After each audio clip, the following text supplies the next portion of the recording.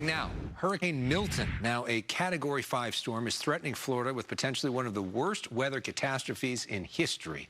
The densely populated area of Tampa, Florida, is still recovering from Hurricane Helene. And now it faces a significant threat from Hurricane Milton. Despite predictions of some slight weakening before landfall on Wednesday, Milton's still expected to strike as at least a Category 3 hurricane, maintaining its strength as it moves across central Florida. The LA City Fire Department is sending 43 members to help with the Hurricane Milton response in the southeast. These firefighters deploying from Station 88 in Sherman Oaks. This is in line with FEMA's activation of the National Urban Search and Rescue Response System. These firefighters are part of FEMA California Task Force 1 and are swift water rescue specialists.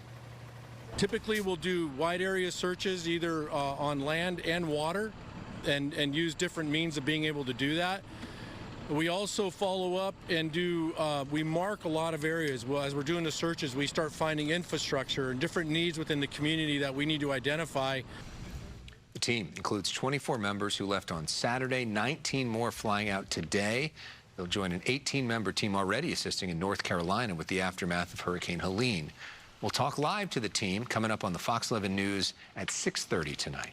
We turn now to Chief Meteorologist Adam Kruger for a look at our weather as we start a new week. And the hurricane. And the weather there. Yes. Yeah, and we'll start with Hurricane Milton. I mean, it was amazing how much this thing intensified. You hear that term, rapid intensification, which would mean 35 miles per hour or more within 24 hours. This went up 95 miles per hour within 24 hours. Basically went from a tropical storm to a Category 5 hurricane in a day. And so that's where it sits right now with Category 5 winds, 180 mile per hour winds. You mentioned in the story, though, Alex, that it should slightly weaken in terms of its winds as it nears Florida, but it's still going to make landfall as a major hurricane. Something like a Category 3 or Category 4 is what it's looking like. Winds will be just one part of the threats, but then there's also the storm surge, which could be 10 to 15 feet right around that Tampa Bay highly populated area. And then, of course, all the rain that's going to come with the storm. And even out ahead of it right now, there's plenty of scattered rain and thunderstorms across Florida. Landfall looking like it's going to be late Wednesday night into early Thursday. At least on this one, it crosses Florida, doesn't go farther inland into the U.S., so the impacts as far as the amount of land in the U.S. will be minimized mostly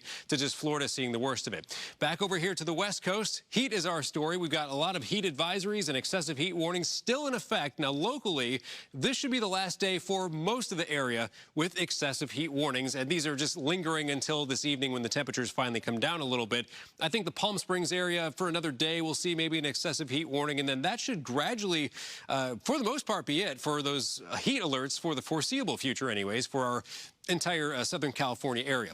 So tomorrow, high temperatures will be a little lower than what we're seeing today. The coast in the 70s, LA inland OC in the mid 80s for the highs, will be in the 90s in the valleys in the Inland Empire. Again, very hot still in the low desert area, maybe 108 or so around Palm Springs, high deserts in the 90s, mountains in the 70s. We do expect a warm week, but not a hot week ahead here. And then it's this weekend coming up when those temperatures back off more. We'll get to those details a little later on. Back over to you.